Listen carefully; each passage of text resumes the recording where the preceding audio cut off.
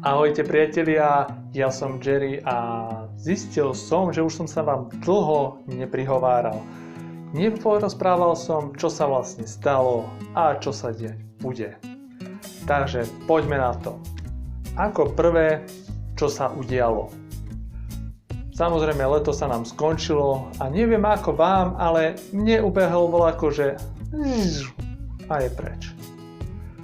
Cez leto sa stali také dve pre mňa teda významné udalosti, s ktorou prvá z nich je vlastne IFJ. Ako som vám už spomínal, IFJ je mládežnícka akcia, ja osobne veľmi rád chodím sem na túto akciu, ale mrzelo ma to, že vlastne nemohol som byť dlhšie alebo ostať viac ako len jeden týždeň. Jeden týždeň je veľmi krátka doba na to, aby ste si to tam poriadne užili. Celá akcia trvá zhruba 3,5 týždňa a ak máte možnosť, ja osobne odporúčam vám, choďte na celý čas. Fakt super, nie je čo ľutovať, parádne strávené leto, ja som bol spokojný a možno budúci rok sa vidíme v Brne. Touto cestou by som chcel zároveň vyzvať aj vás, ktorí ste boli na tejto akcii, napíšte dole do komentára, ako vy vnímate túto akciu, či už na Facebook alebo na YouTube, to nezáleží na tom. Hlavne ukážte ľuďom, že o čo prichádzajú. Pre mňa takou druhou významnou udalosťou cez leto bola dovolenka v Španielsku. Boli sme tam 2 týždne, ale musím povedať, že som si to tam užil, aj keď cesta bola dosť únavná. Mali sme možnosť zastaviť sa aj v Taliansku a vo Francúzsku, čo bolo úplne super. Mrzelo ma to, že nemohol som sa zúčastniť viacerých akcií, ktoré cez leto prebiehali, pretože som mal nejaké pracovné povinnosti a ako to niektorí možno už poznáte, z práce sa proste len tak odísť nedá. Prázdniny sa skončili a mnohí z vás sa vrátili do škôl. Niektorí už ste v škole, niektorí ešte len práve možno začínate. No napriek tomu by som vám chcel popriať, nech sa vám darí a nech to tam vydržíte, samé jednotky nech máte, na vysokej škole nech máte samé Ačka, ak sa vám to podarí. Ak sa vám to nepodarí, hlavne zmaturujte. Dôležité je to, aby ste to nikdy nevzdávali. Choďte ďalej, dokončite to, lebo sa vám to zíde. Aj keď je to len kus papiera. Tak, a čo nás čaká? Do budúcna by som plánoval rozšíriť moju tvorbu so zameraním nielen na tripy a vlogy, ktoré vlogy samozrejme vychádzajú tak, ako vychádzajú, ale aj na to, že by som chcel robiť reláciu pod názvom Kuchyňa slobodného mládenca. Malo by to byť kuchárska samozrejme záležitosť, keďže sa jedná o kuchyňu a chcel by som variť jedlá, ktoré sú jednoduché, lacné a rýchle.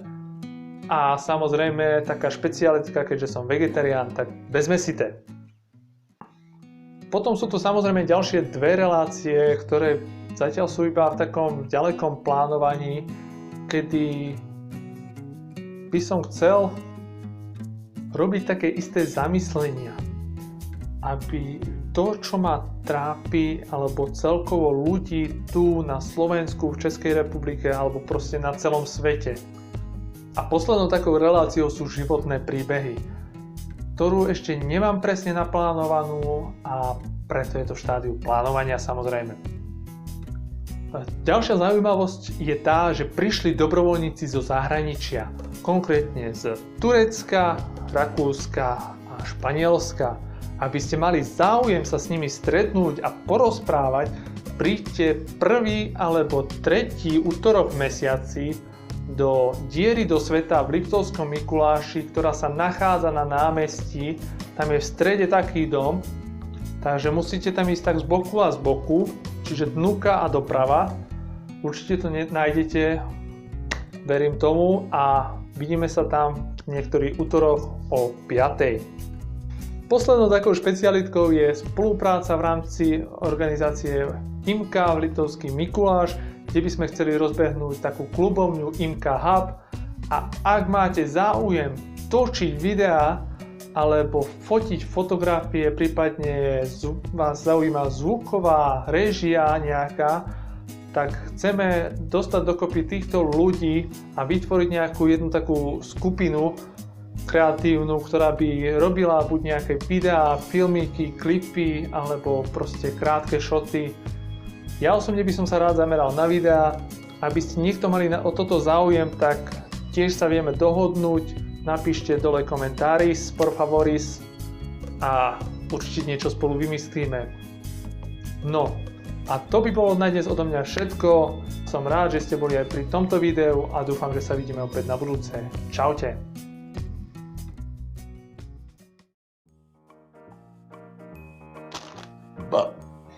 Som rád za to, že som mohol pobehať okolité veci tam hore, dolu, dole, vľavo, vľavo.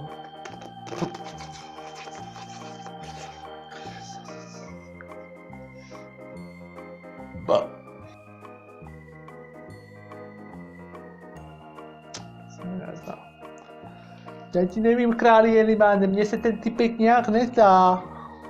Asi ho pošlu za ahy.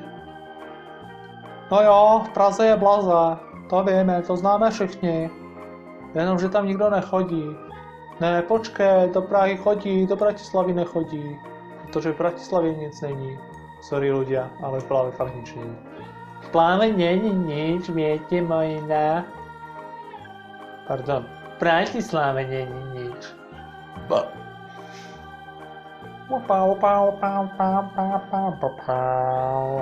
Ja. A tretia vec.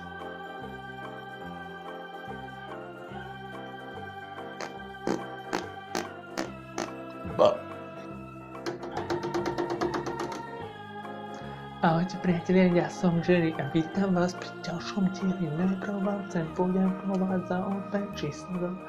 Vidíte, toto sa chytí. Kurni, taká blbosť, ľudia, vy to pozeráte, prečo to pozeráte?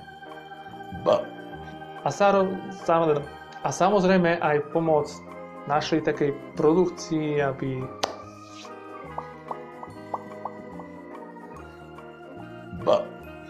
kde by sme chceli robiť obkecávaš, je to zbytočné, obkecávaš, je to zbytočné.